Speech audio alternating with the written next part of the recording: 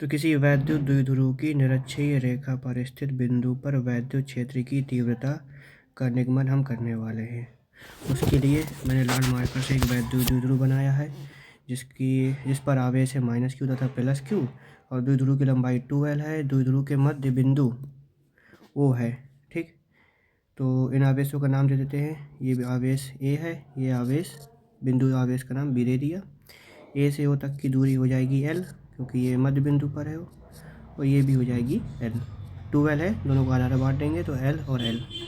ठीक, अब निरक्षीय का मतलब होता है इनके मध्य बिंदु से लंबवत r दूरी पर स्थित कोई बिंदु P पर हमें वैद्युत क्षेत्र की तीव्रता ज्ञात करनी है। तो सबसे पहले हम बिंदु A से P को मिलाएंगे और बिंदु P और B को मिला देंगे। ठीक, अब इसके बाद हमें AP और BP की दूरी कितनी होगी ये पता होना चाहिए। तो इसके लिए हम क्या करेंगे, पाइथागोरस प्रमेय लगा देते हैं।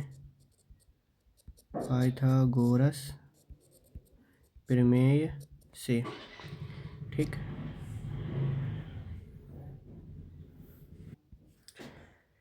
तो हमने एक OP को लंब बनाया है, तो यहाँ पे ये 90 डिग्री कोण होगा। ठीक, तो 90 के सामने वाली भुजा होती है कर्ण, तो ये हो जाएगा आपका कर्ण स्क्वायर बराबर लंब स्क्वायर प्लस आधार स्क्वायर। ठीक, पूरा डिटेल में लिखेंगे एक एक चीज़ ताकि किसी को डाउट ना हो। तो कर्ण हो जाएगा AP स्क्वायर बराबर लंब स्क्वायर, लंब हो जाएगा आपका OP स्क्वायर और आधार हो जाएगा AO स्क्वायर। ठीक, तो AP हमें निकालना है, तो AP स्क्वायर बराबर OP का मान है R स्क्वायर प्लस AO का मान है L, तो L का स्क्वायर हो जाएगा। तो यहाँ से AP बराबर आ जाएगा स्क्वायर, दोनों वर्गमूल ले लेंगे तो √R square plus L square. तो AP की लंबाई आ गई √R square plus L square. इसी तरीके से BP की लंबाई भी होगी √R square plus L square. इस वाले डेरिवेशन में जो मैथ बैकग्राउंड के बच्चे नहीं हैं उनको बड़ी समस्या आती है, इसलिए एक एक स्टेप कर रहे हैं। अब आगे का स्टेप ये होगा, हमें निकालना है -q आवेश के कारण वैद्युत क्षेत्र। ठीक, तो -q आवेश के कारण वैद्युत क्षेत्र को हम बनाते हैं इस तरीके से। देखिए, -q कैसा आवेश है, नेगेटिव, जिसकी वजह से बिंदु P पर वैद्युत क्षेत्र की दिशा होगी आवेश की ओर, तो इसको मैंने बोल दिया E1। ठीक, और +q जो बिंदु B पर आवेश है उसकी वजह से बिंदु P पर वैद्युत क्षेत्र की दिशा होगी E2, आवेश से दूर की ओर।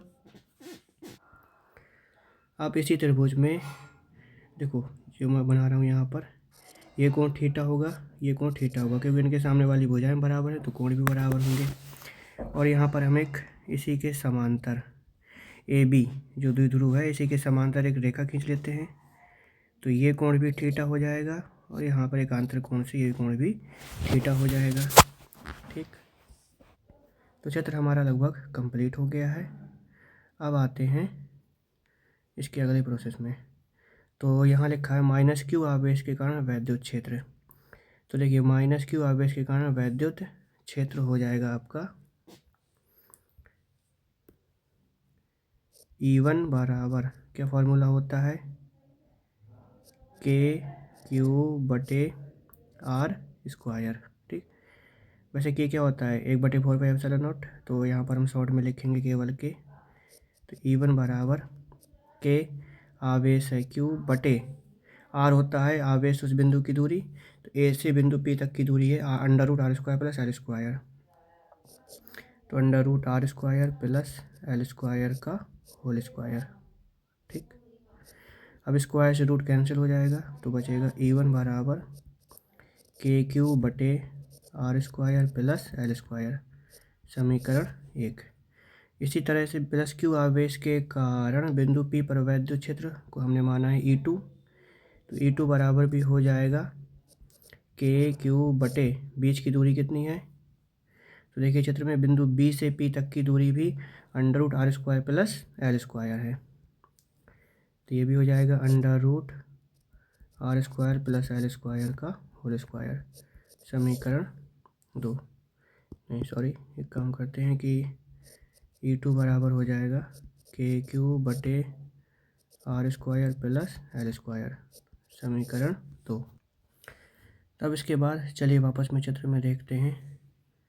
अब देखिए हमें जो वैद्युत क्षेत्र एक सदिश राशि है तो इसके घटक बनाने पड़ेंगे। तो E1 को देखिए, E1 के दो घटक होंगे, E1 और घटक बनाने के लिए पता है जिस तरफ कोण थीटा होता है वो कॉस थीटा होता है वो घटक। तो E1 के इस तरफ एक घटक हो जाएगा E1 कॉस थीटा और नीचे की तरफ यहाँ पर आ जाएगा E1 साइन थीटा।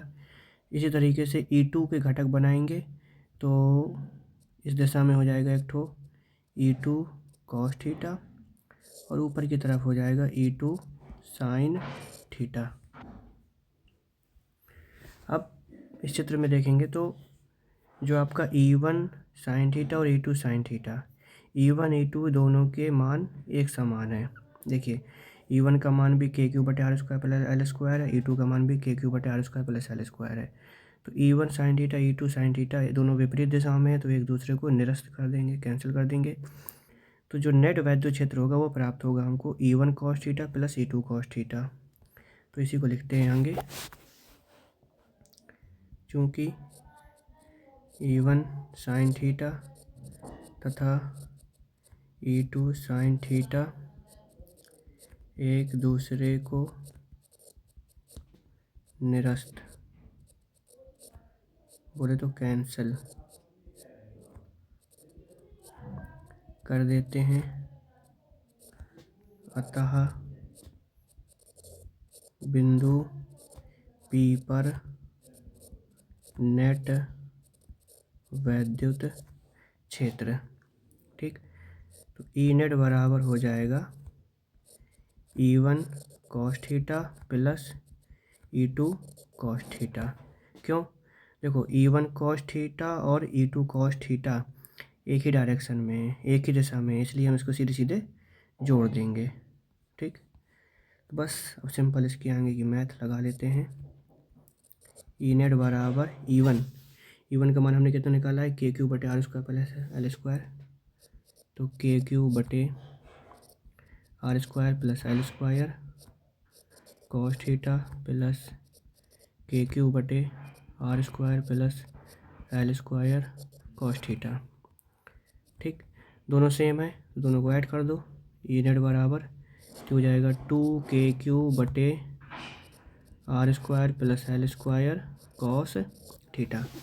अब यहाँ पर जो कॉस थीटा वाला पद आ रहा है इसको कैसे हटाया जाए, तो वापस चित्र में चलना पड़ेगा हम लोगों को। चित्र में तो त्रिभुज देखिए, चित्र में त्रिभुज AOP में कॉस थीटा बराबर क्या होता है, आधार बटे कर्ण, ठीक।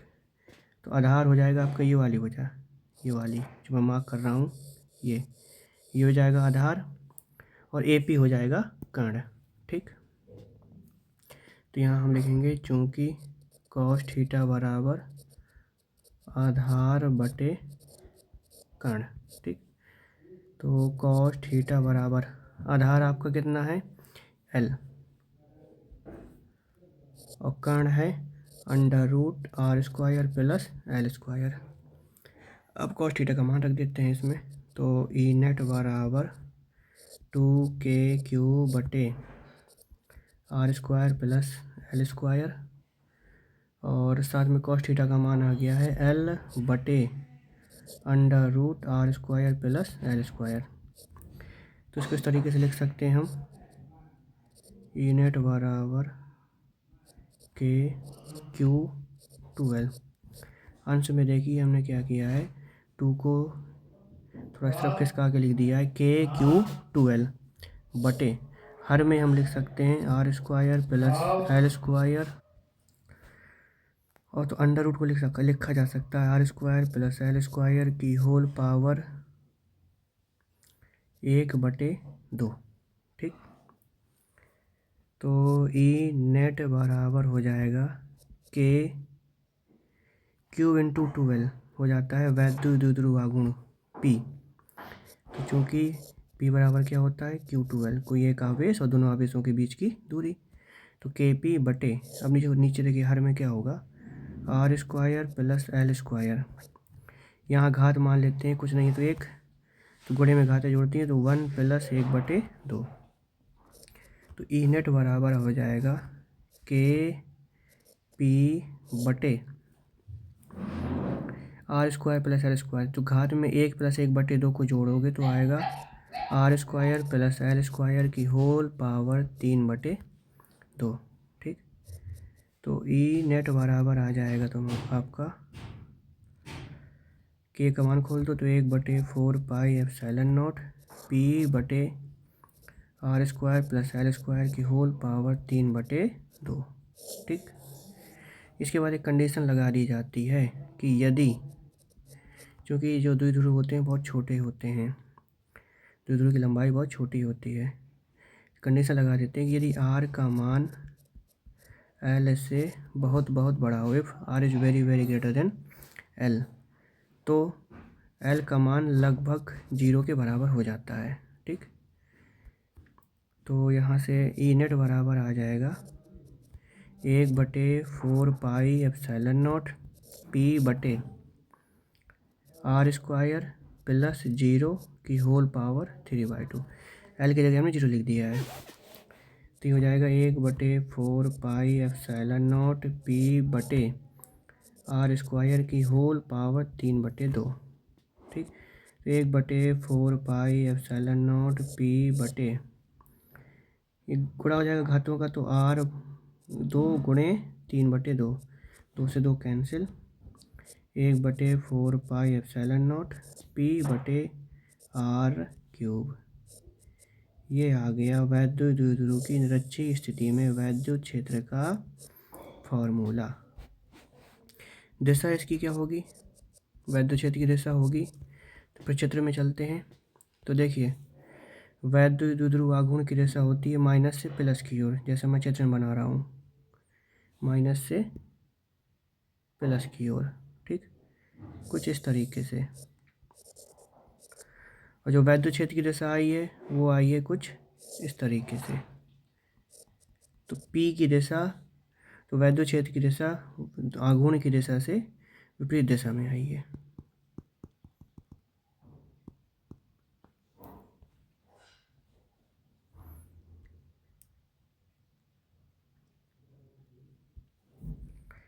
तो दिशा हो जाएगी वैद्युत द्विध्रुव आघूर्ण की विपरीत दिशा में।